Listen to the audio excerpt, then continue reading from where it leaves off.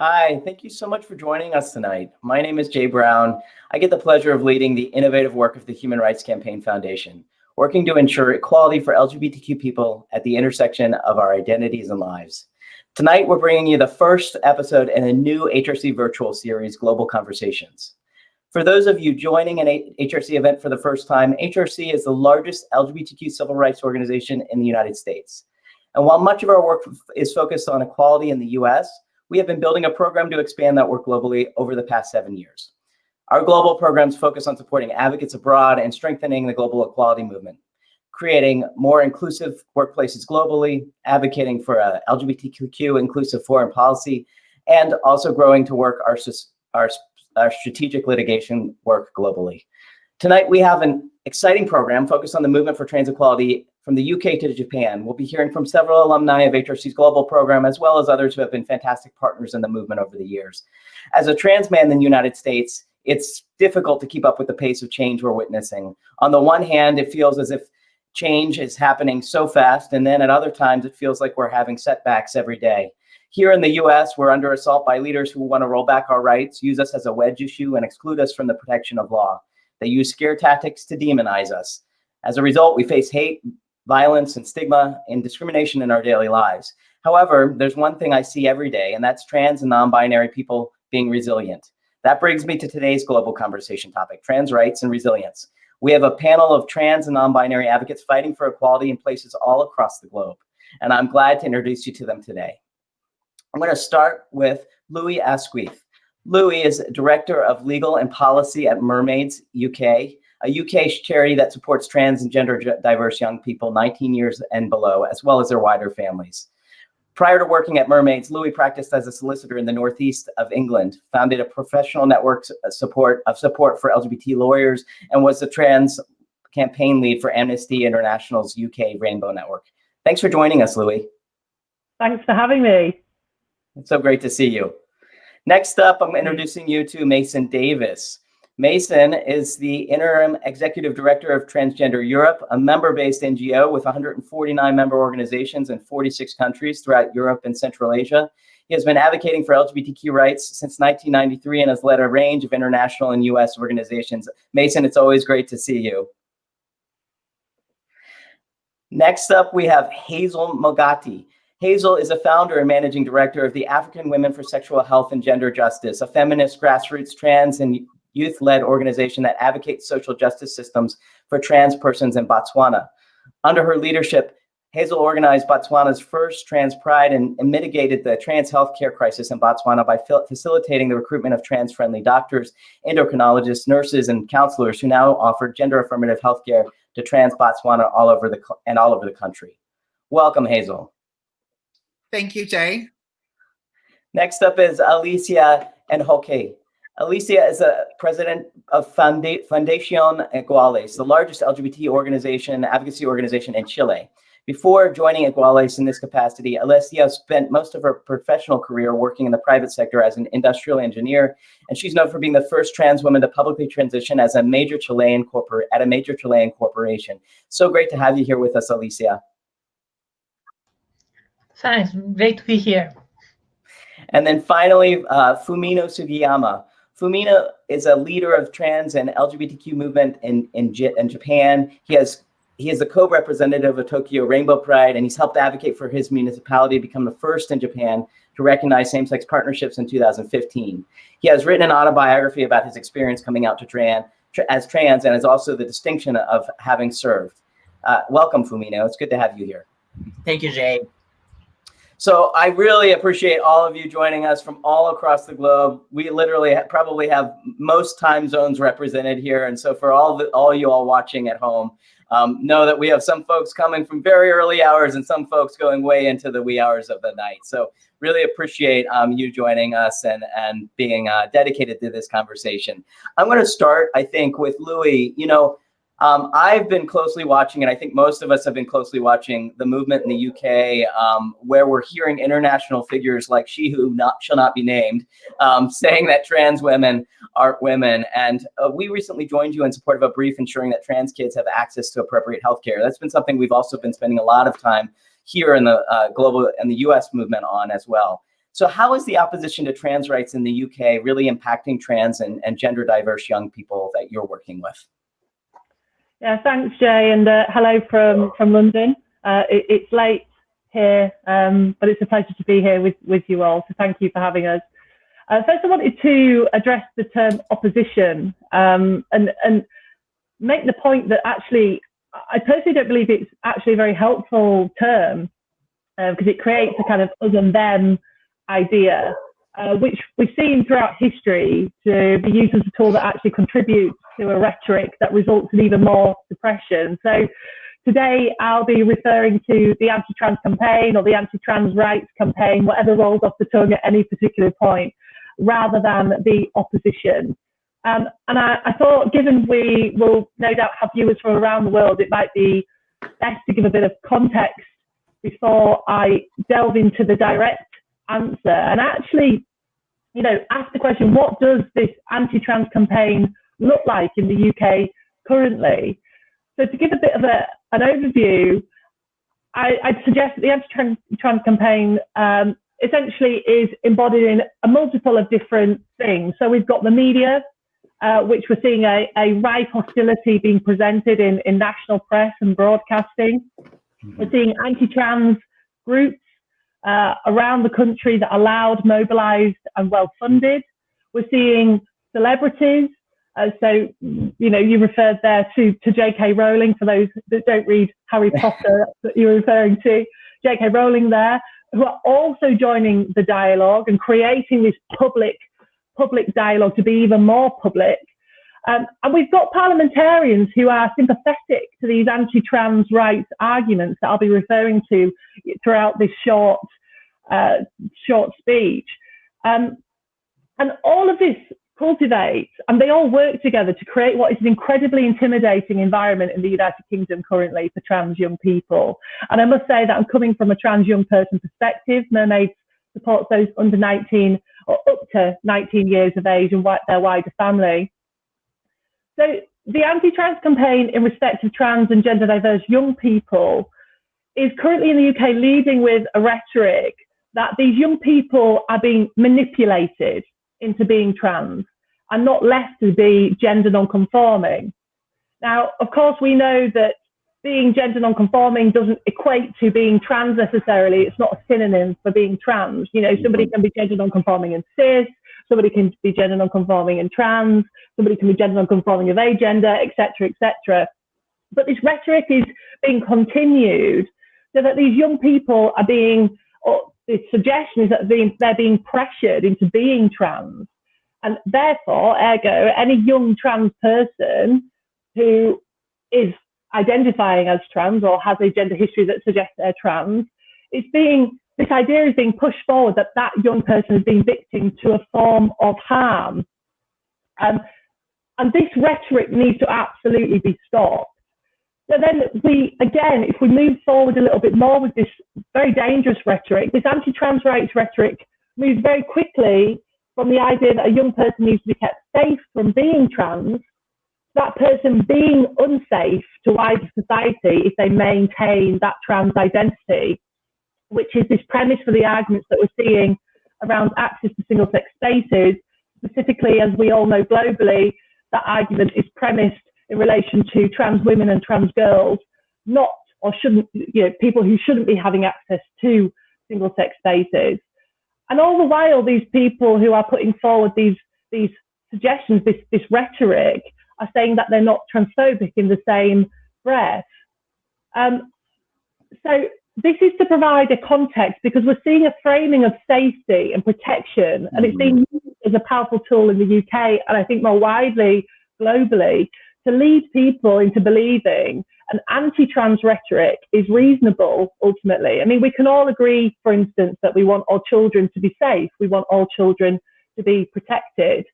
But what's really concerning is that we're seeing in the UK, these words are being used to suggest to wider society that being trans equals somebody who is a risk or somebody who is unsafe to wider society, which is transphobic and incredibly damaging.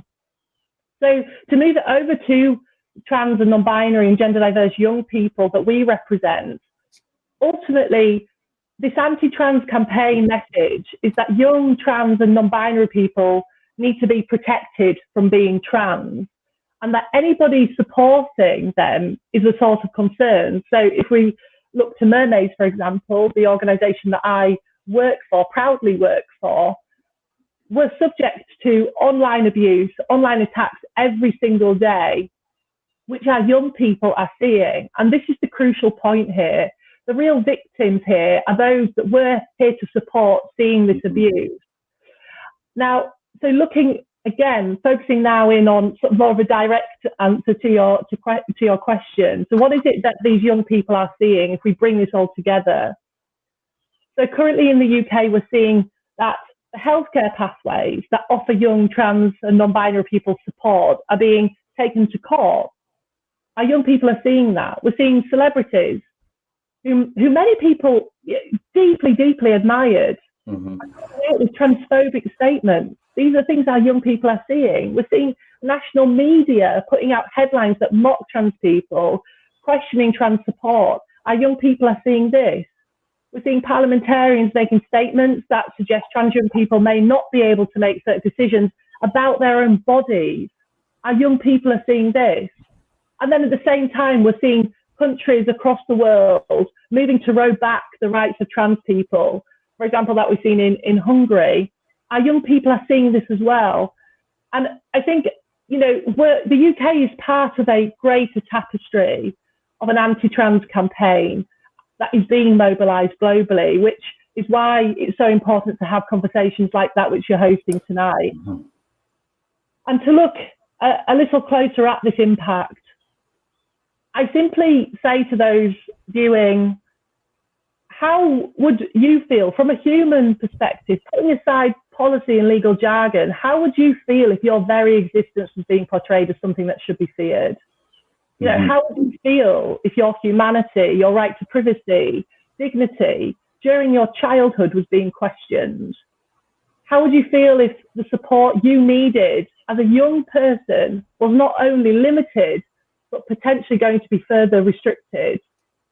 How would you feel not being listened to? They're human questions that we can all and need to empathise with, not only to create a further body of allyship, but to remember that over and above these young people being trans, they're children.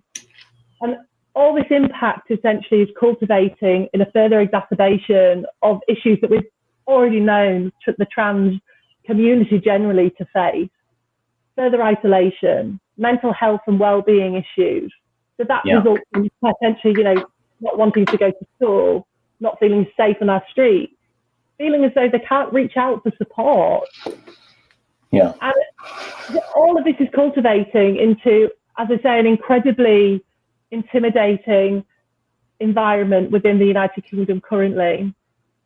And even within that context, I think it's important to also acknowledge the positive experiences that are going on at the same time. And you mentioned in your intro, Jay, the feeling of sort of advancement at one point, right, and then the setbacks at another. And I totally relate to that, because we do have days where, you know, we're seeing a growing number of people willing to stand up in solidarity as allies for trans people.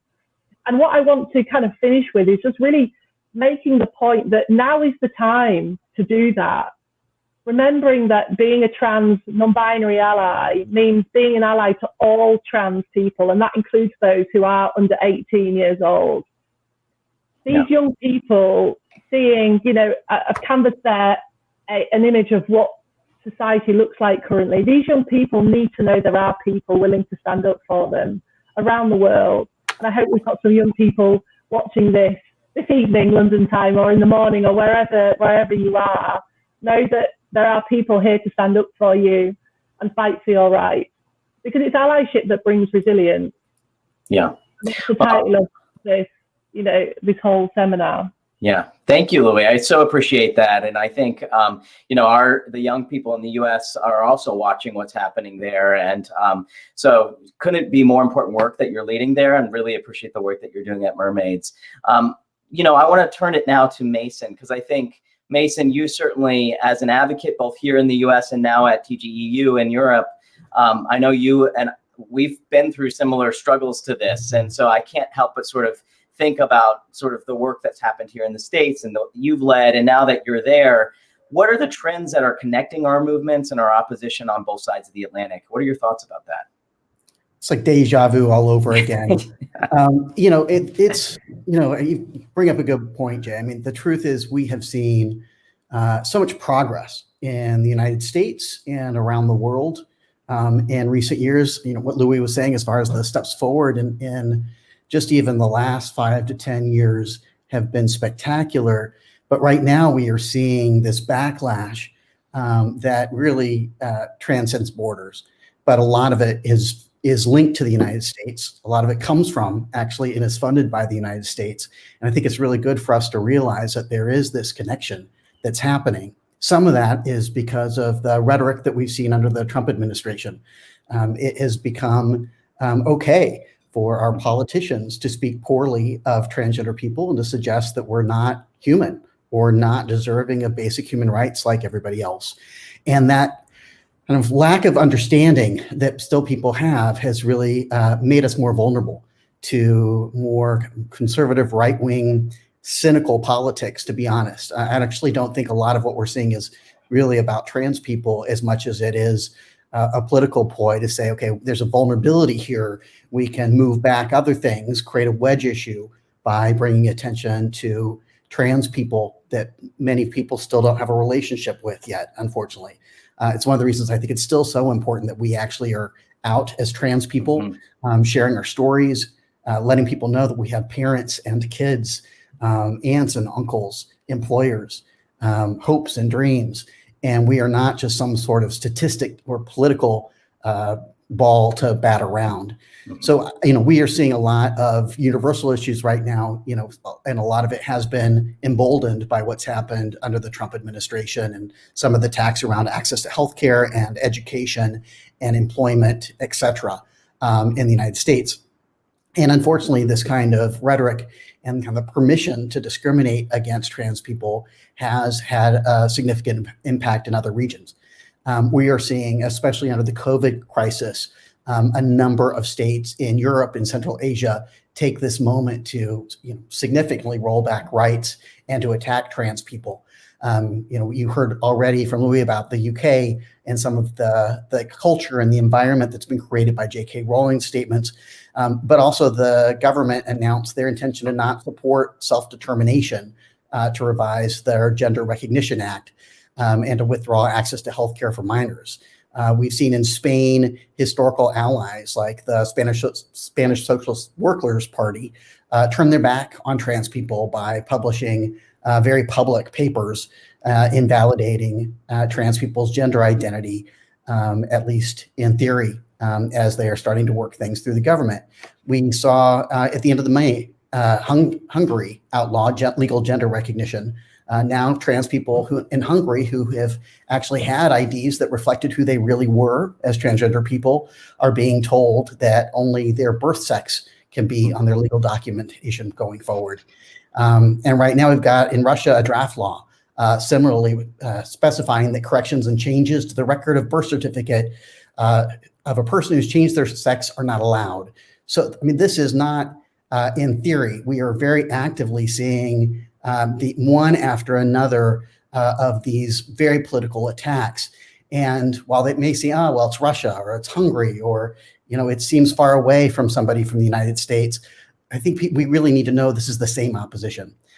It's not just the same arguments and rhetoric, though it is, but it actually is largely fueled by some of the strategies we've heard and seen from groups like the Alliance Defending Freedom, or ADF. ADF, for those who may not know, is a conservative Christian organization with a long history of advocating against LGBT rights. They are the legal kind of arm of the conservative movement in many ways, and were behind cases like Masterpiece Cake Shop last year at the Supreme Court.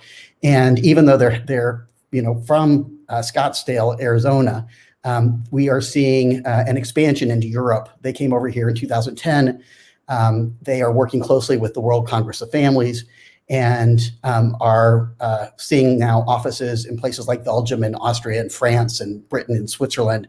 It is a real issue, and they're bringing their playbook here in a very direct way that is not just impacting trans people, but raising real concerns about what's the trajectory of LGBT rights in general, around the rule of law, and around civil society and human rights for all.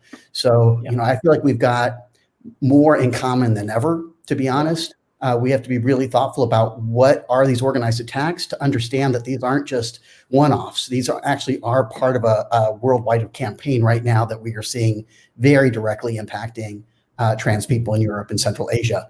But as a team, we are resilient, right? We're going to fight. We're fighting. And I appreciate that. Across the globe and mobilizing resources to hold the line and to find a pathway forward.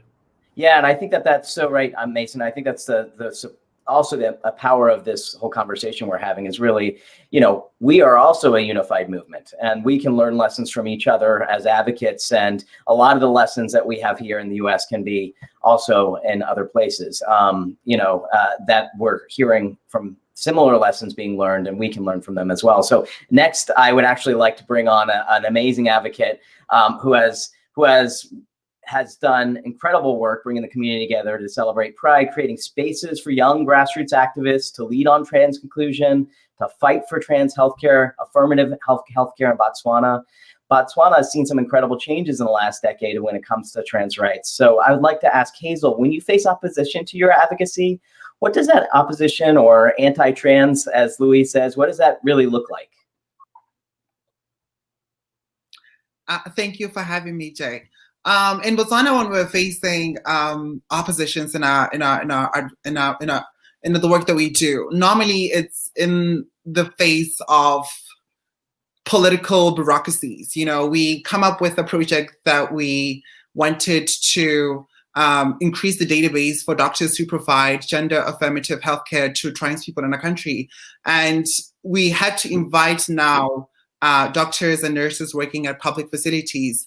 And after that, when we wanted to test the system to see if at all they are now able to provide the service, we found out that they weren't able to efficiently provide the service because there were political blockages. You have the chief medical officer who is at the top position at the level in the hospital saying that, no, you can't, help these kinds of people because it's not okay, because we don't have the go ahead from the ministry. It's not listed within the healthcare policy. So we really can't do that. So I think bureaucracies have been the number one opposition that, opposition tactics that we've encountered within our movements.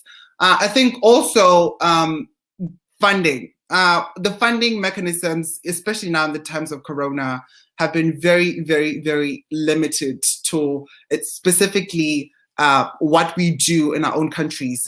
In an African context, they haven't been very flexible to allow us to develop programming that is intended for us, about us, where now we see now that they're coming with proposals that they're saying that, no, you have to do what we want according to our own priorities. So in that in itself, now it looks like now we have to sort of lie in those proposals, and because we've seen that with the rollbacks of the Trump administration with the Global Fund, when they said that the funding priorities must not be specifically tied to sex work, anything related to abortion.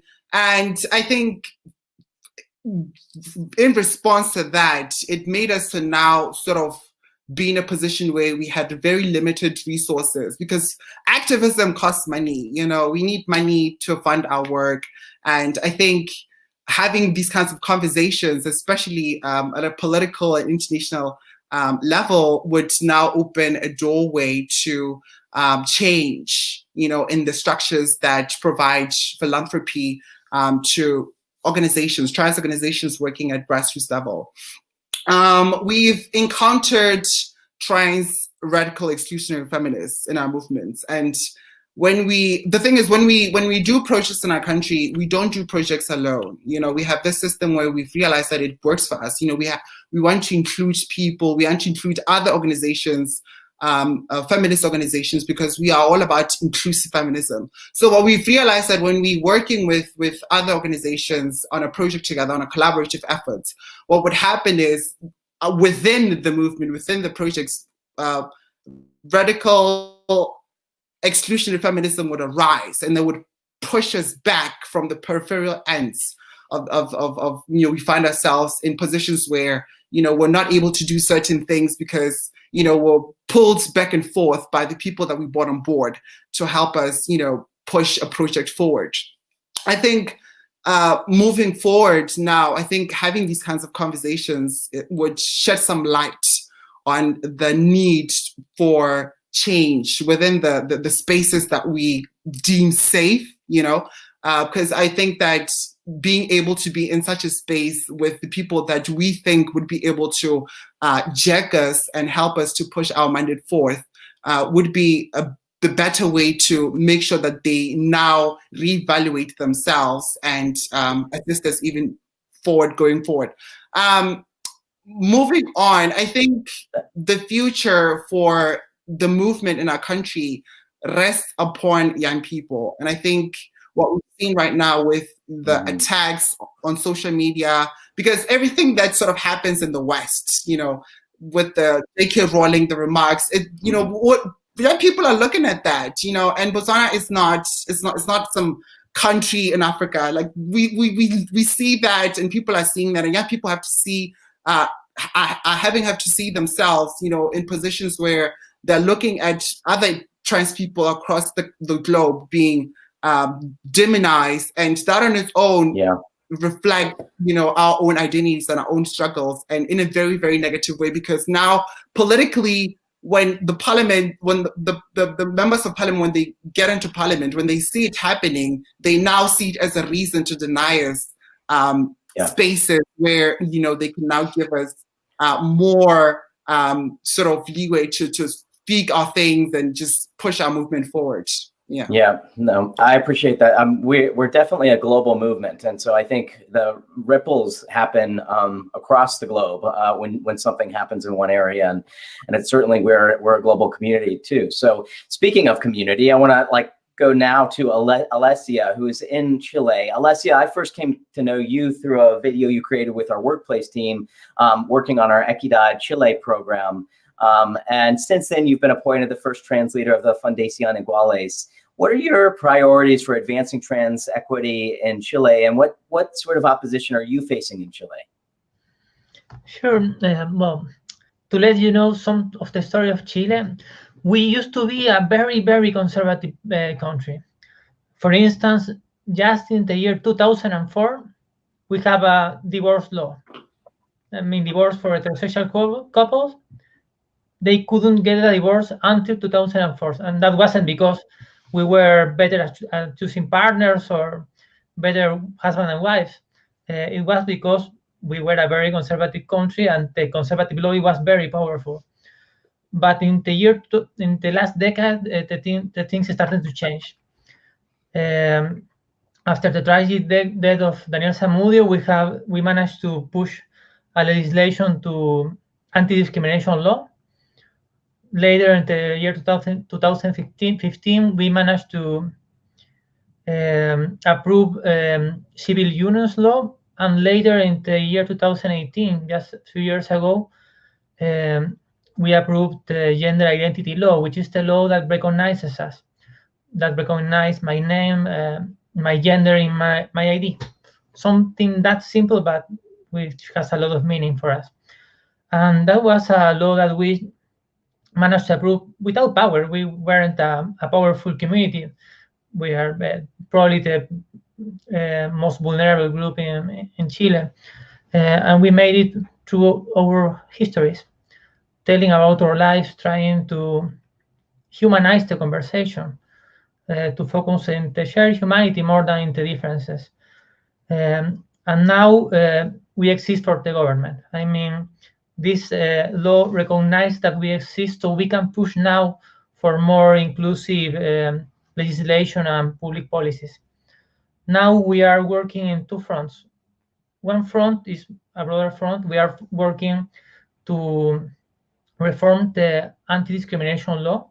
The anti-discrimination law today is a law that only punish the institution that discriminate. The business, the person that discriminates might get a fine.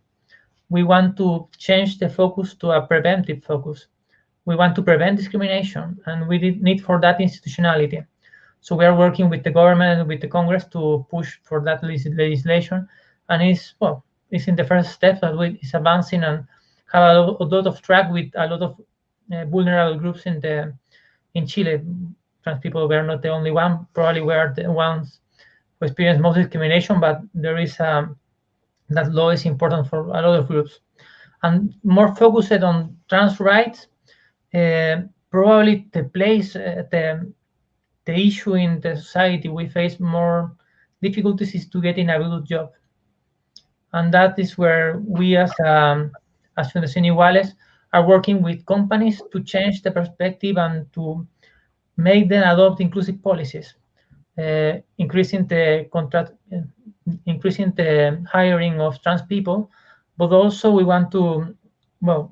are working to promote a law or initiatives for the government to make affirmative action for trans people, working in training for one side and also working for jobs specifically for trans people. I mean, a percentage of jobs or a quantity of jobs in the government, in the state, because, as you know, now we have a little more possibilities to grow personally, but the truth is that especially the older trans people, they were outside of the job market for years and years, decades, some of them.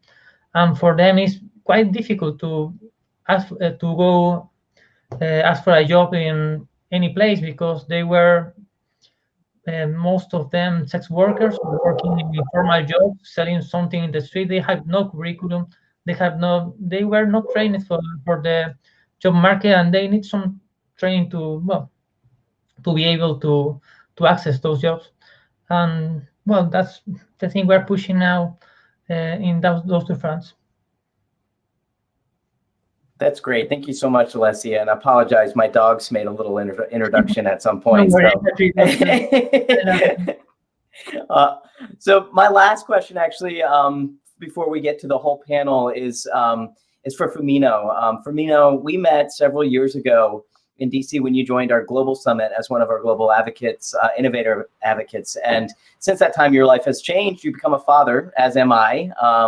And congratulations. Fatherhood has definitely colored my perspective as an advocate. And we've heard a lot of talk about youth. So as a father and an advocate, what barriers do you see for trans people in Japan? And how has Japan changed for trans people in the last decade? Yeah, thank you, Jay. Good morning, everyone. Here in Japan is early in the morning, so I'm a little sleepy, but I'm very happy to meet you all. When I first met Jay in DC, I couldn't imagine to be a father. Now I'm enjoying giving milk and changing diapers. In fact, my partner is now pregnant with the second, due in December. I'm so excited. To start with, let me give you a brief background on transgender in Japan. In 2004, so-called the Gender Identity Disorder Special Law was enacted. The law specifies that one can change its gender in the official family registry by fulfilling the following 5 conditions. And first, 20 years old or older. Second, not in a matrimony. Third, has no child of minor age. Fourth, have no reproductive glands. And finally, has a body which appears as the opposite gender. To date, about 9,000 people have taken their gender change under the law. But I only had operated on my breast and cannot fulfill this surgical sterilization required by the law for the gender reassignment. Without marriage equality, my partner and I, who are both female in our family registers, cannot marry. We've been together over a decade and raising a child under one roof, but we are strangers. Should there be an emergency happen to my partner or to our children, I may be unable to protect them, so I'm very worried about this. My partner gave birth by IVF with donated sperm from my gay friend, who comes regularly to our house and we raise baby together. Few LGBTQ families are publicly open in Japan as fear their children may be bullied. So when an article published last year about 3 of us parenting together, there was a huge response. And last month, NHK, the Japan's national broadcaster, on-aired 1 hour special documentary about our family. I had worried to have my partner and my child out in the TV program, but relieved that it's well received so far. In addition to 3 of us raising a child together, the fact that I had a child without gender requirement in the family register gave an impetus to the transgender community. Many transgenders undergo surgery because the law requires, so they can change their family registries, get a job, and have a family. Transgender have no choice but to operate. We need to speak up here. The system should be there for us to live, not to live for it. Over the last decade, Japan has seen a dramatical increase of LGBTQ visibility. For example, Tokyo Rainbow Pride, Japan's largest pride, had 200,000 participants in 2019, increased from 5,000 in 2012. Unfortunately, 2020 Pride had to be a virtual event, but joined by overwhelming 450,000 people. While LGBTQ are now daily topic in Japanese mass media, I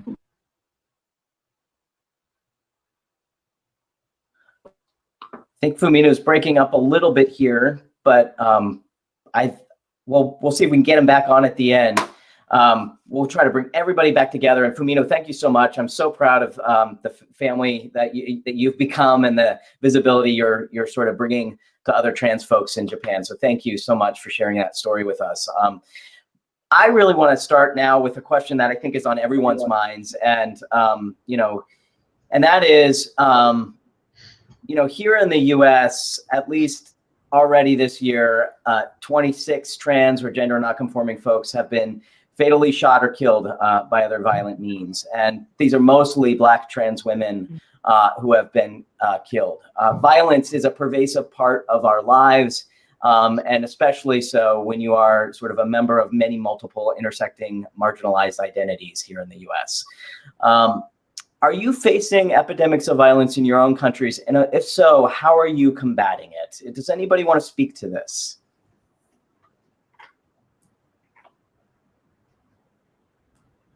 Go ahead, Louis. Yeah.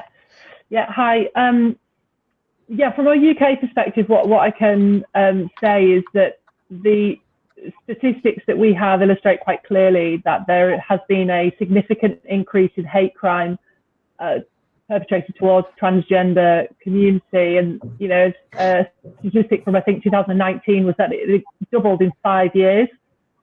We see violence online and offline.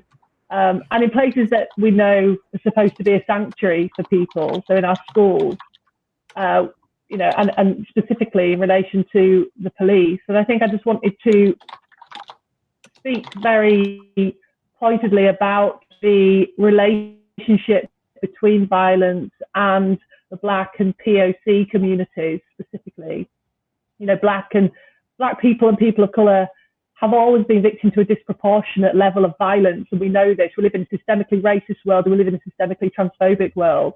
And when you add someone being trans to someone being Black or someone of colour, then the risk of harm increases again. So I don't think it's a domestic problem. This is a global epidemic problem, and it's one that's always existed.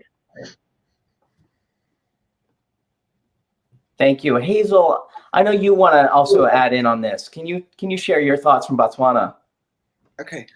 So in my country of Botswana, we have seen an increasing rise in human rights violations against trans bodies by the police when either they are intersecting with a trans person as either an offender or as a victim. So we've had reports where the police would verbally abuse trans people They would not want to take their reports.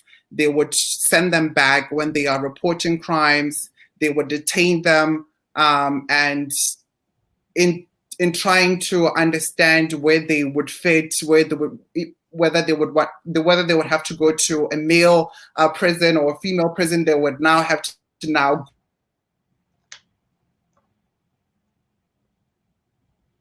No.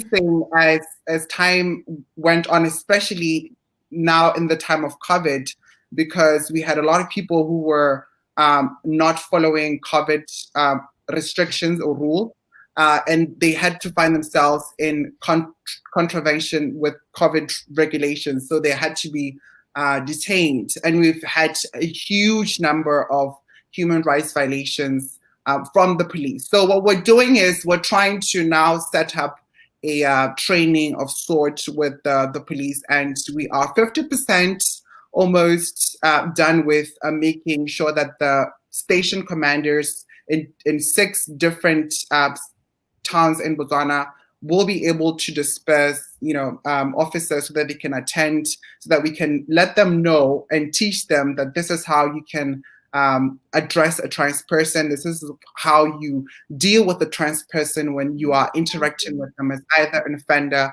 or as a victim of a crime. Thank you. Yeah, thank you, Hazel. Mason, did you have one piece you wanted to add? Yeah, at Transgender Europe, we actually have a program called the Transphobia versus Transrespect Project, which includes a trans murder monitoring project. So each year we capture different stories and data collection around trans violence. Last year, we had documented 331 reported murders of trans and gender nonconforming people. The vast majority of those came from Brazil with 130 cases. The second was Mexico with 63 reported cases of anti-trans murders. And then the United States came in third with 30 documented murders last year. This is a worldwide epidemic that does disproportionately impact trans women and trans women of color, and really deserves more attention and support. So I'm really glad to hear what groups like Hazel's are doing, and appreciate the attention to it. We definitely need more and better data collection and more national responses to address this epidemic. Yeah, I appreciate that. That's something we emphasize a lot in our work, is the lack of data. We say at least, because we know that the number is far likely an undercount.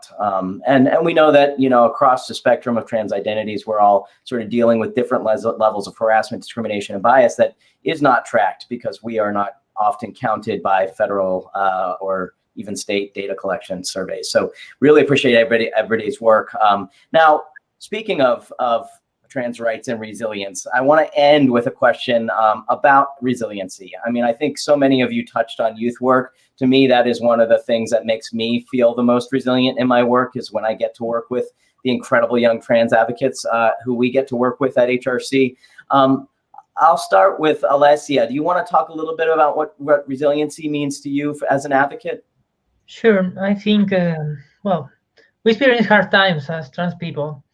If you made a transition earlier in life, you probably faced discrimination where you were in your most vulnerable phases in your life. I mean, as a teenager, probably. And if you transition later, like me, you lost some part of your life. I mean, I never experienced my life as a girl, as a teenager girl. As a woman, I transitioned at 35. So you have to endure, to be yourself. It's not easy. You have a world around you telling you that you don't belong, that you don't fit, that's not your place to be yourself, that you need to hide or need to pretend to be someone else to survive. And well, to find authenticity is kind of hard, but it's very important because in our stories we can help the others. Now, the thing that most gives me strength is to know young trans people that are living their lives in an authentic way. To know that we are changing the world for them is very important. I think that's what give me strength, and probably all the activists. I so appreciate that. And Fumino, you know, I think you're giving folks strength with your story and you sharing your being visible as a family. You want to talk about what resilience means to you? Yes, I'm sorry that I feel discrimination against trans women is especially prevalent. Several lawsuits are continuing relating to the use of facilities like toilet in the workplaces, like that. And going forward, the legal system is the biggest issue in Japan. And marriage equality, anti-discrimination law, and the change of the gender identity disorder special law. So I have to continue advocate for this. Yeah, thank you. Anybody else, Mason or Hazel or Louis, want to end us with a piece of resilience? Yes, Hazel, go for it. I think for me personally, resilience means transcendence. It means just sticking to what you do best and making sure that you keep your head in the game. There's so much hate in the world out there, and I think a sense of community is all that we need, especially now in these unprecedented times that we're going through. You know, we're seeing people dying from corona. We're losing our trans brothers and sisters from this deadly virus. And I think we need each other more now than ever, you know, to make sure that we come out of this together. Thank you. Thank you. I mean, I thank you all, really. Mason, Alessia, Fumino, Hazel, and Louis, I really appreciate you all coming together and sharing this space. I got to tell you this is one of the things that gives me resilience, is just being with other trans advocates and being able to share sort of what we're dealing with and how we're coming up with solutions. And so, you know, at HRC, the more that we can be creating these connecting opportunities and then amplifying your messages, the more we want to be doing that. So I really appreciate you all taking your time with us tonight or this morning or whatever time of the day it is where you are. So thank you very much. And I also wanted to thank, it was a great conversation. I think, you know, all of us learned through this that we probably have more together, more in common than we do different. And I think, you know, it's always great to create spaces for advocates to come together and sort of share where the movement is. And I appreciate everybody who joined us on social and watched us online. I also want to thank Jean and Alex and Ty and Alberto, members of the team who helped pull this together. We're going to do another global conversation in the series very soon. So thanks to everyone for watching and really appreciate it. And support your trans advocates wherever you may be. Appreciate it. Bye.